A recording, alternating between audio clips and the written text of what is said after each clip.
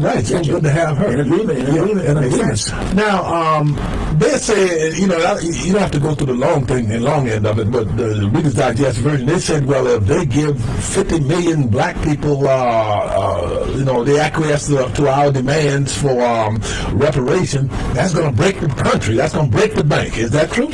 That's absolutely false. First of all, the census only counts us, but let's just take the census figure that there's 51 million of us. Okay. Some of those black people are immigrants, okay? Well, they're the children of two immigrants. They don't qualify for reparation. It only goes to freemen. The estimate is that there's 5 million of the 51 million people, 5 million of them are black immigrants. So it'll be 45 million of us. That's number one. Number two, I know some of us have been taught wrong, and I know some of us will hold to this with our hearts, and that's fine. If you want to do that, go ahead. But federal spending does not rely on taxes. The federal government does collect taxes, that's true, but the federal government collects taxes to, first of all, incentivize participation in the economy, meaning that they want people to get married, so you get tax deductions, or maybe they want a business to do something, they give that business a tax credit, or if you work and you know that you're going to have a tax return coming to you,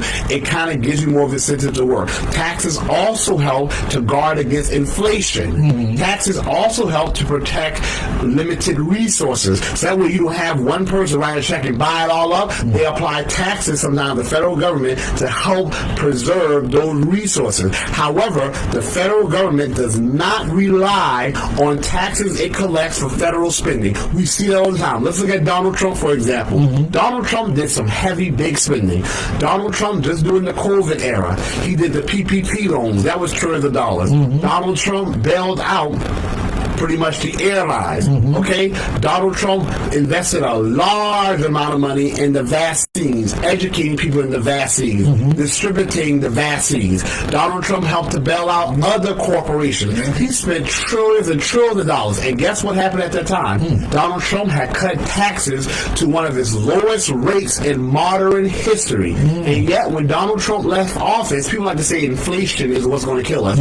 Inflation was almost at its lowest rate than it had been in modern history. So if we have to rely on taxes for spending, how come Donald Trump was able to cut taxes to a very low rate in 2017, and yet in 2019 and 2020 he spent trillions and trillions of dollars and the rate of inflation was still low? Let's look at Obama.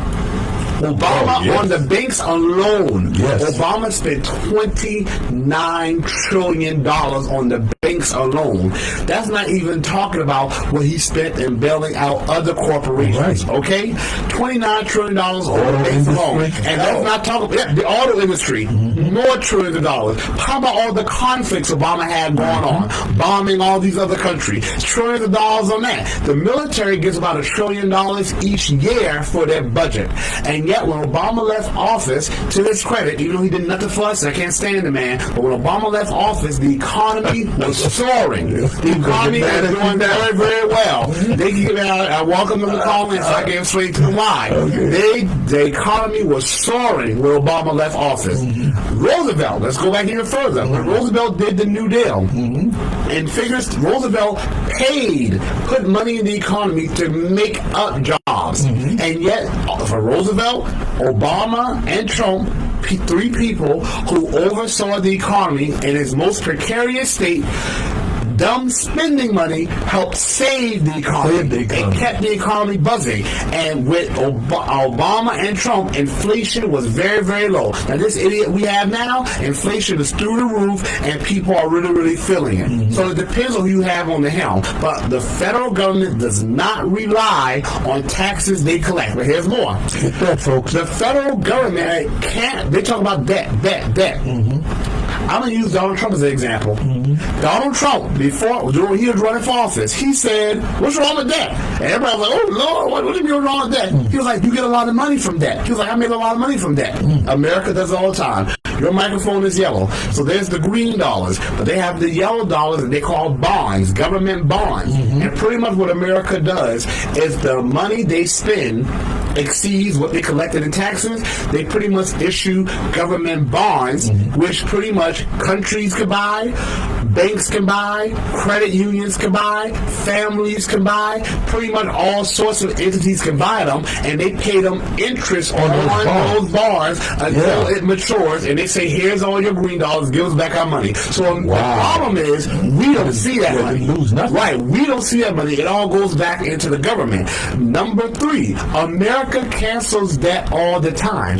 America's a monetary sovereign. So when America owes money, America only owes itself. And that's how America's able to cancel debt. America has canceled hundreds of billions of dollars in war debt. No, listen to y'all. So I'm not letting them scare me at how we're going to pay for it. But here's another thing they forget. Number 4, we are the only people in this nation, us as freedmen, the black American descendants of the emancipated, we are the only people who, during the days of slavery, we were building successful towns. In Kansas. Kansas is about a flat field, and we built a successful town in Kansas during the days of slavery. But after slavery ended, we had black Wall Streets all through this nation. South Carolina alone, Rock Hill had a black Wall Street. Columbia had a black Wall Street. Charleston had a black Wall Street. Aiken had a black Wall Street. We did that coming out of slavery. A lot of times we were illiterate, could not read, we had no protection from the government,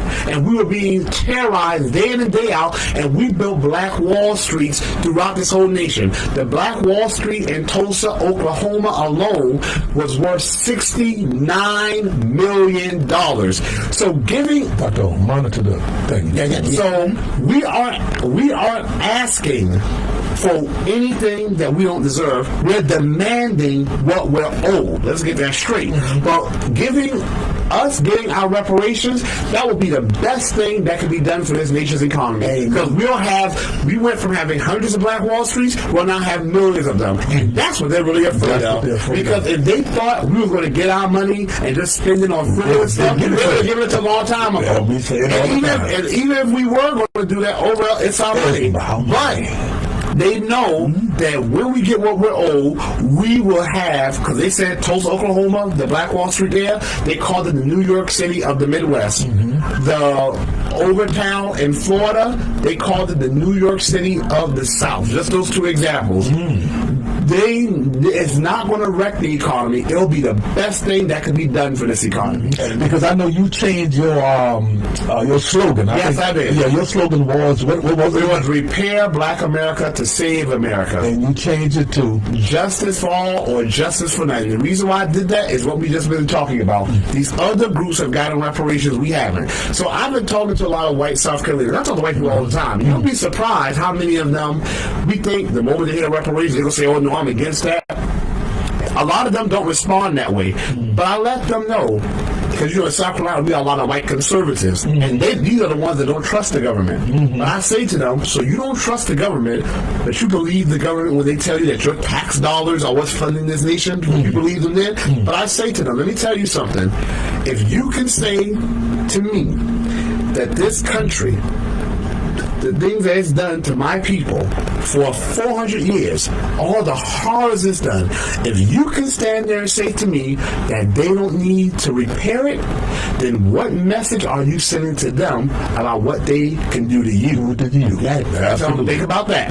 Absolutely. That's why I say justice for all or justice for none. You got it. Marie J. said you're teaching today, so a lot of people are definitely learning a lot today from what you're putting out.